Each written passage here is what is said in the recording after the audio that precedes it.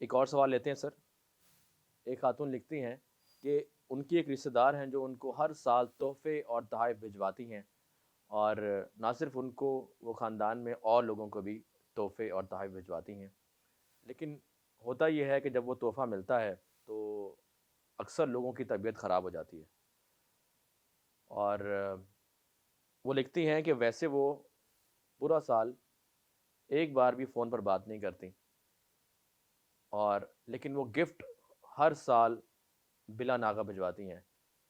اور گفٹ ملنے کے بعد اکثر لوگوں کی حالت خراب ہو جاتی ہے۔ تو کیا اس میں بھی کوئی جادو کی بات ہوگی یا کوئی اور چیز اس میں شامل ہے؟ پلیز رہنمائی کیجیے گا کہ یہ گفٹ لینے سے ویسے تو طبیعت ٹھیک ہونی چاہیے اور خوش ہونی چاہیے، لیکن اکثر جو رشتہ دار ہیں ان کی حالت خراب ہو جاتی ہے، سر درد کا مسئلہ ہو جاتا ہے، کسی کو اور کوئی مسئلہ شروع ہو جاتا ہے، تو اس کی کیا وجوہات ہو سکتی ہیں؟ سرفراز بھائی، اس کو آپ حتمی نہیں کہہ سکتے کہ جادوئی تحفے جو بھی تحفے دے رہے ہیں وہ جادو والا تحفہ ہے یا غیر جادو والا تحفہ ہے۔ ہاں یہ ہے کہ اگر آپ کو کسی آدمی پہ شک ہے اور وہ شک یقین پہ بدل گیا ہے کہ یہ آدمی میرے ساتھ برا ہے، حاسد ہے، اور آپ نے ایک دو دفعہ پکڑ بھی لیا ہے کہ یہ عمل کرتا ہے، یا کھلانے والا یا پلانے والا یا پہنانے والا یا اور کوئی چیز پڑھنے پڑھانے والی ہے، اگر تو اس کے تحفے کو آپ محسوس کرتے ہیں کہ اس کو دیکھنے سے یا پہننے سے، کام کرنے سے طبیعت خراب ہوتی ہے، تو لازمی بات ہے کہ اس میں کوئی نہ کوئی اشارہ ہے کہ یہ جادو زدہ ہے۔ بہترین طریقہ عمل یہ ہے کہ اس کو آپ چیک کروا لیں۔ ہمارے پاس اس طرح کے کیسز آتے رہے کہ ایک کا جادو پکڑا نہیں جا رہا تھا، تو ایک بچی کا جادو پکڑا نہیں جا رہا تھا، تو اس کے تحفے تحائف وغیرہ اس طرح ہم نے دیکھے، تو وہ تحفے تحائف میں اتنا جادو کہ اس کی یاد نہیں۔ لیکن یہ ہے کہ آپ ہر تحفے کو اس طرح جادو کریں گے، جادو کہیں گے، تو اس کا مطلب یہ ہے کہ آپ حسن زن سے نکل چکے ہیں۔ حسن زن اصل ہے، اللہ کہ کوئی برائی اور ان کی کمزوری سمجھ آ جائے، پھر اس کے بعد آپ کا وہ شک یقین میں بدل جائے۔ تو اگر فرض کریں کوئی اس طرح کا کام کرتا ہے کہ تحفے تحائف دیتا ہے اور اس میں جادو کرتا ہے، تو اس کا پہلا طریقہ اس کی کانڈ کا یہ ہے کہ جس وقت آپ کو کوئی چیز پکڑانے لگے تو آپ حسبنا اللہ و نعم الوکیل یہ 2-4 دفعہ پڑھ لیں، مجھے اللہ ہی کافی ہے۔ یہ لفظ نہیں ہے، اصل میں دل کی کفیت آپ نے بنانی ہے۔ دوسرا یہ ہے کہ آپ اس کی دی ہوئی چیز کو استعمال نہ کریں۔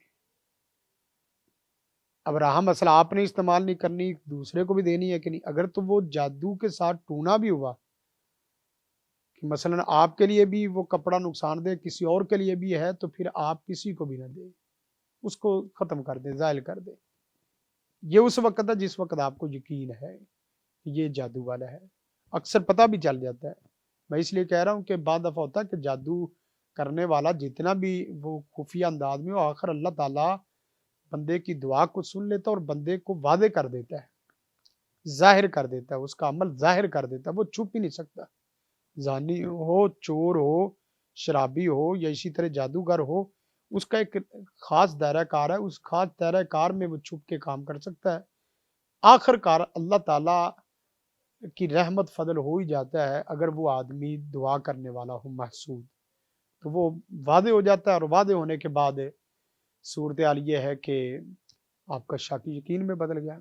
کتنے لوگ ایسے ہیں کہ جو پچھلے ہفتے ایک بندہ وہ مجھے چیز دے کے گیا، تو اس میں واضح محسوس ہو رہا تھا کہ یہ جادو ہے، یا عمل کو کسی روحانی شرعی عمل کو چیک کروا لیں۔ ایک تو یہ ہے کہ حسبنا اللہ و پڑھ لیں، اور دوسرا یہ ہے کہ اس کو باہر پھینک دیں۔ تیسرا طریقہ کار یہ ہے کہ اس کو زائل کر دیں، جلا دیں، اس کو پڑھ کے جلا دیں، لیکن گھر کے اندر نہیں جلانا، گھر سے باہر۔ اور اگر عمل کی رہنمائی سے پتہ چل جائے کہ یہ جادو صرف آپ کے لیے، تو پھر کوئی بھی استعمال اس کو کر سکتا ہے، اس میں کوئی حرج نہیں ہے۔ برکیف کوشش کریں کہ صبح و شام اذکار کرتے رہیں۔ ایسے لوگ جس وقت آتے ہیں تو ان کے آنے سے پہلے آپ کو جب پتہ چل جائے تو آپ اپنے صبح شام کے اذکار پڑھ کے اپنے اوپر پھونک لیں، اور ایک پھونک ان کی طرف بھی لگا دیں آیت الکرسی پڑھ کے نا، اس طرح کر کے آیت الکرسی پڑھ کے آپ اللہ کی طرف توجہ کر کے ان کی طرف پھونک لگا دیں گے، انشاءاللہ العزیز وہ جادو دری ختم ہو جائے گا۔ آپ کے گھر کی چار دیواری کی اللہ حفاظت کرتا ہے۔ بس اوقات بڑی بڑی ہیوی خطرناک چیزیں آئی ہوتی ہیں، لیکن آپ کے گھر کو کراس نہیں، آپ کے گھر کا دروازہ نہیں اندر کراس کر سکتی، یہ بھی صورتحال ہوتی ہے۔ تو اصل سوال یہ ہے کہ وہ پاورفل ہے یا آپ کمزور ہیں۔ ہم اپنی کمزوریوں کو دور کریں۔ جس وقت ہم اپنی کمزوریوں کو دور کر لیں گے تو مسئلہ خود بخود حل ہو جائے گا۔ پھر کوئی آدمی جادو کے تحفے کیا، آپ کو جادو کے پورے پورے کھانے بھی کھلا دے، آپ کا جادو اسی مجلس میں انشاءاللہ بسم ہو جائے گا، ختم ہو جائے گا۔ اب اندر کھانا کوئی اترا ہے، آپ نے دعا پڑھی ہے کہ میں بسم اللہ الذی لا یضر، اللہ کے حکم سے آج تیرا جادو مجھے کچھ بھی نہیں کر سکتا، جا، اس طرح کا آپ دعویٰ بھی کر لیں گے تو انشاءاللہ اللہ سے امید اور یقین رکھیں کہ اللہ تعالیٰ آپ کو کچھ نہیں ہونے دے گا۔ بسم اللہ الذی لا یضر یہ حدیث رسول ہے کہ جب بندہ پڑھ لے تو زہر بھی اس کے اوپر اثر نہیں کرتا۔